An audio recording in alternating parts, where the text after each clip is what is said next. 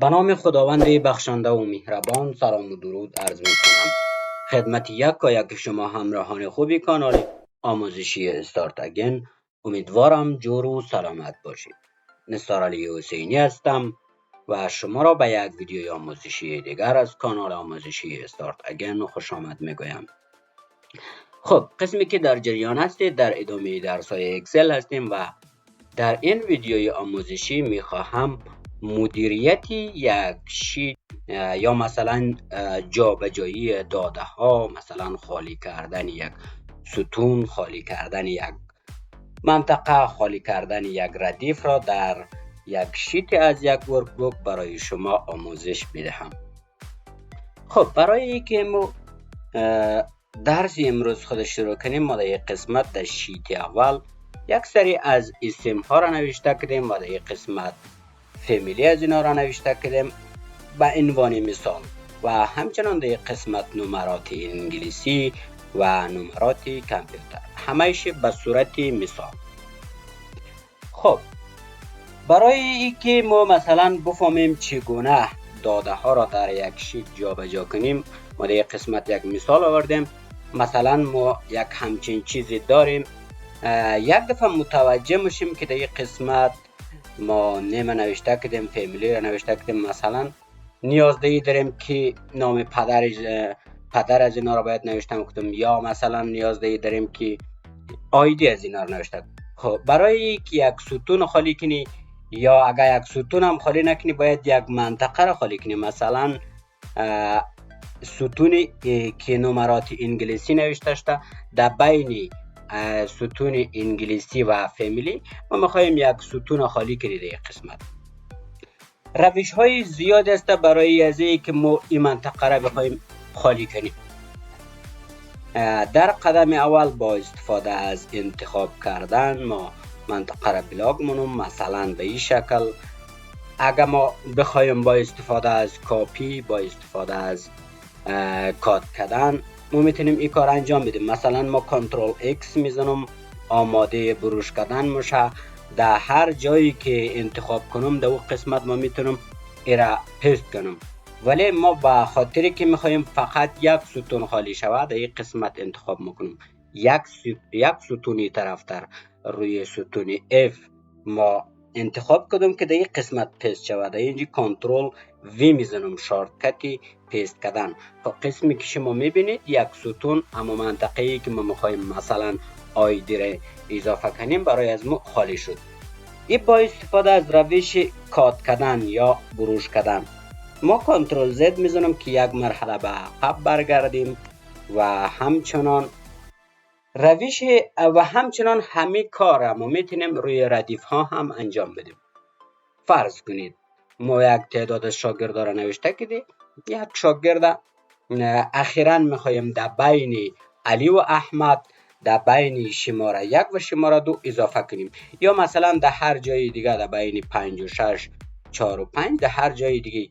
مثلا در این قسمت ما در بین علی و احمد روی شماره 2 میخوایم یک شاگرد دیگه به هر نامی که باشه میخوایم اضافه کنیم.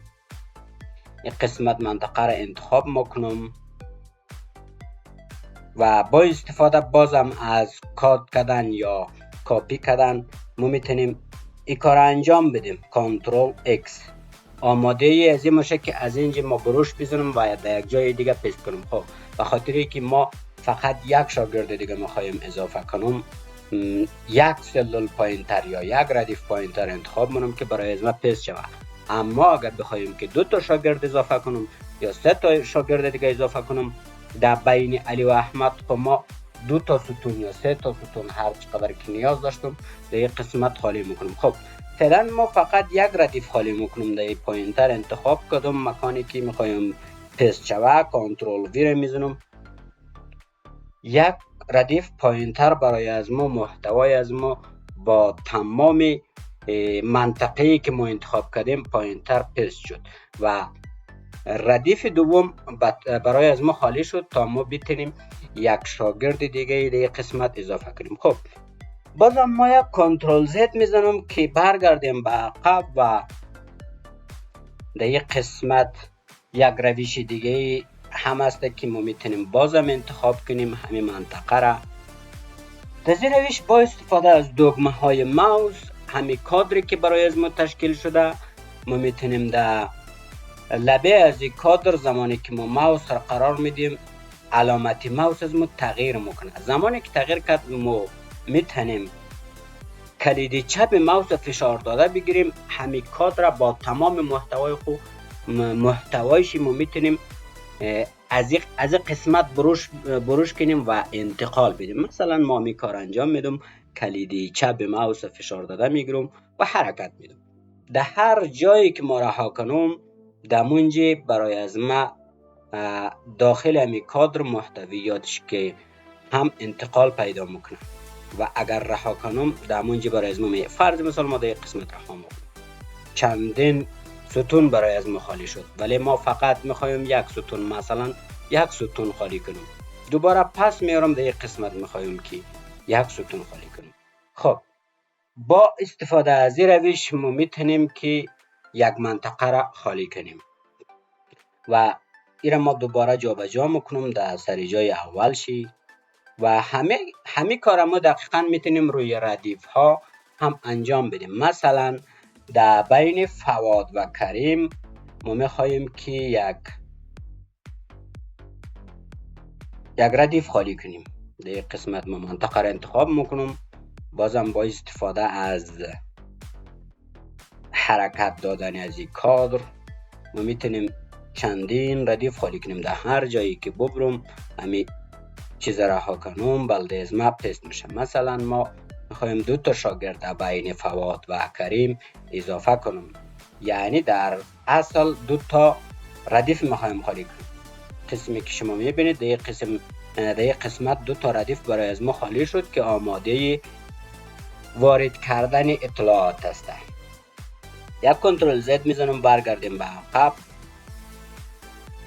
و همچنان همین قسم ما میتونیم با استفاده از بلاک کردن و انتخاب کردن مثلا یک ستونی یا یک ردیفی اگر مثلا به صورت اشتباه درج شده باشد ما میتونیم کاملا با استفاده از دکمه دیلیت کنیم و همچنان ما اگر از دکمه دیلیت روی کیبورد استفاده نکنیم از قسمت بالا اگر روی دیلیت کلیک کنیم برای از ما حذف مونه. خب این بود از این. اما یک زمانی هست که ما یک ستون سر تا سر مثلا از اول ستون تا آخر ستون یا از اول ردیف تا آخر ردیف میخواییم جابجا کنیم میخواییم خالی کنیم. این بود یک منطقه را ما درگ میکردیم بلاک میکردیم انتخاب میکردیم حرکت میدادیم بروش میکردیم کاپی میکردیم. ولی زمانی که ما یک ستون سر تا سر بخوایم که از اول تا آخر انتخاب شد مثلا اگر اطلاعات از ما خیلی زیاد باشه ما باید ستون سر تا سر انتخاب کنیم. مثلا در قسمت در بین ستون جی و ای ما میخوایم ستون ای برای از ما خالی شد. دفعه قبل که کار کردم فقط از این قسمت ما ستون سر تا سر انتخاب نمیشد مثلا فقط این قدر ما یا مثلا 2 تا ستون انتخاب این قدر یک منطقه را ما انتخاب میکنم. در حقیقت ستون سر تا سر برای از ما انتخاب نمیشد ولی در این قسمت ما میخوایم مثلا ستون سر تا سر از اول تا به آخر هر چی که پایین تر هم بره برای از ما انتخاب شود. برای انجام از این کار ما باید روی نام ستون در قسمت این نوشته شده روی ازی کلیک کنم. این ستون از اول تا به آخر تا آخرین نکته برای از ما بلاک شد انتخاب شد و فعلا ما میتونیم با استفاده از دکمه های دیلیت کنیم هر کاری که بخوایم انجام بدیم. ولی در این قسمت اگر ما بخوایم ایرا خالی کنیم و با استفاده از انزرت ما میتونیم به محضی که ما روی انزرت کلیک کنم این ستون برای از ما خالی میشه و یک ستون به طرف راست حرکت میکنه. مثلا ما این کار انجام میدم روی از این کلیک میکنم قسمی که شما میبینید ستون ای برای از ما خالی شد و جای خود را تبدیل کرد. ای رفت در اف و اف رفت به ستون جی و همین کار دقیقا ما میتونیم روی ردیف ها هم انجام بدیم. قسمت ما کنترل زد میزنم برگردیم به عقب همین کار دقیقا ما میتونیم روی ردیف ها انجام بدیم. مثلا در بین علی و احمد ما میخوایم شماره 2 یا ردیف 4 برای از ما سر تا سر خالی شود، از اول تا به آخر، نه فقط این قسمت. از اول تا به آخر میخوایم برای از ما بلاک شه. اینمی خط خاکستری که انداخته شد از اول تا آخر، از اول ردیف تا آخر ردیف برای از ما بلاک شده و فعلا ما میتونم با استفاده از انزرد قسمت روی از یک کلید کنم. اینمی ردیفی که انتخاب شده یک ردیف پایین تر حرکت منه و ردیف انتخاب شده برای از ما خالی میشه. قسمی که شما میبینید این قسمت ردیف انتخاب شده برای از ما خالی شد و یک کنترل زد میزنم برگردیم به عقب. ما همه کار انجام داده میتونیم روی چندین ردیف، روی چندین ستون، مثلا ما میخوایم 2-3 تا ستون خالی کنیم، 2-3 تا ردیف خالی کنیم. 3 تا ردیفی که میخوایم برای از ما خالی شوه را انتخاب کنیم و بازم در قسمت روی انزرد کلید میکنم. قسمی که میبینید 3 تا ردیف انتخاب شده برای از ما کاملا خالی شد و ما اگر مثلا چیزی بخوایم در قسمت وارد کنیم فعلا میتونیم وارد کنیم. بازم یک کنترل زد میزنیم برگردیم به عقب و همین کار روی ستون ها انجام میدیم. 2 تا ستون انتخاب میکنم و در قسمت انزرد میزنم. ستون های انتخاب شده برای از ما خالی شد. بازم یک کنترل زد میزنیم که برگردیم. خب این بود از جابجایی داده ها بین ستون ها و ردیف ها. اگر یک زمان یک سلول یا 2 تا سلول یا یک منطقه خاصی را ما بخوایم مثلا خالی کنیم یا حذف کنیم چگونه باید این کار را انجام بدیم؟ مثلا ما در این قسمت اینی 2 تا سلول میخوایم خالی شود. در این قسمت این 2 تا سلول انتخاب میکنم و در قسمت انزرد روی از فلش کلید میکنم و انزرد سلز است. در این قسمت روی ازی کلید میکنم. شیفت سلز رایت آیا بس به طرف راست تغییر مکان بده. اگر ایره ما کلید کنم و اوکی بزنم 43 و 46 به سمت راست حرکت منه و 56 و 60 که در این قسمت هسته هم جای خرد تغییر میده به طرف راست. مثلا ما در این قسمت رو انتخاب میکنم و اوکی میزنم. قسمی که شما میبینید این 2 تا سلول به طرف راست حرکت کرد و جای خرد تبدیل کرد. سلول های انتخاب شده برای از ما خالی شد. بازم یک کنترل زد میزنم برگردیم به عقب.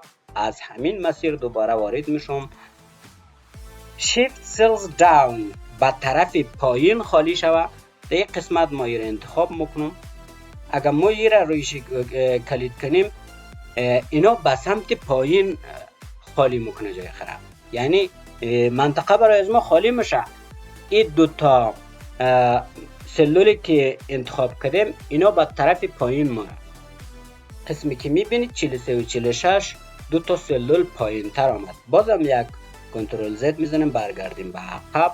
ما همین کار را میتونیم روی سلول ها انجام بدیم. با استفاده از دکمه های روی کیبورد میتونیم دیلیت کنیم و هر کاری که لازم داشته باشیم انجام بدیم. میتونیم به طرف راست خالی کنیم، به طرف چپ خالی کنیم، به طرف بالا، به طرف پایین، روی ستون ها و ردیف ها میتونیم این کار انجام بدیم.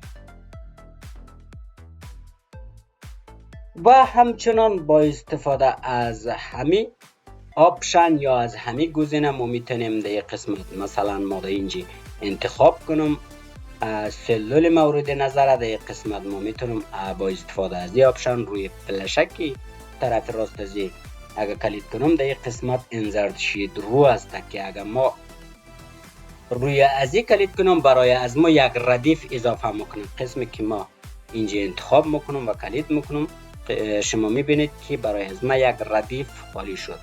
و بازم یک کنترل زد میزنیم برمیگردیم به عقب.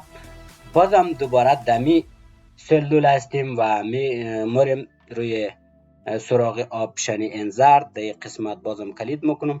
اگر که ما شیت کالمز بزنم برای از ما یک ستون اضافه میکنه. البته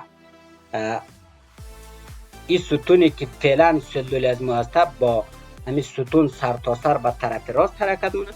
یک ستون در این موقعیت کاملا خالی برای از ما اضافه میکنم. قسمی که شما میبینید برای از ما ستون خالی شد. بازم یک کنترل زد میزنم، برمیگردیم به عقب.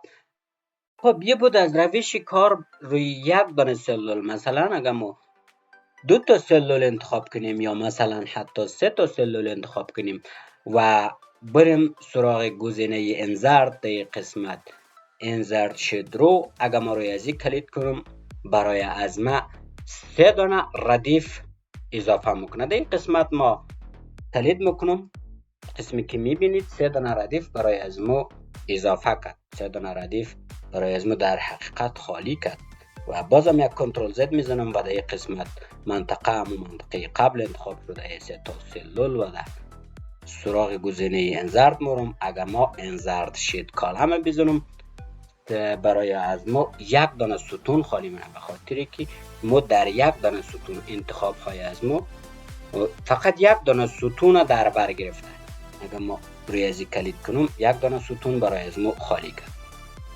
خب برمیگردیم به عقب. این بود از نحوه مدیریت یک ورکشیت و با استفاده از روش ها میتونید که یک شیتی از یک ورک بوک خود را مدیریت کنی، داده ها را جابجا کنی، ستون خالی کنی، ردیف خالی کنی یا منطقه خاصی از یک شیت خالی کنی و کار کنی. درس امروز در قسمت در پایان مرسونم. امیدوارم که فهمیده باشید و همچنان تقاضا منم که کانال آموزشی استارت اگین حمایت کنید و ویدیو ها را لایک کنید. منتظر کامنت های شما در تمام ویدیو هستم. شب و روز خوش داشته باشید. خدا یار و نگهدار.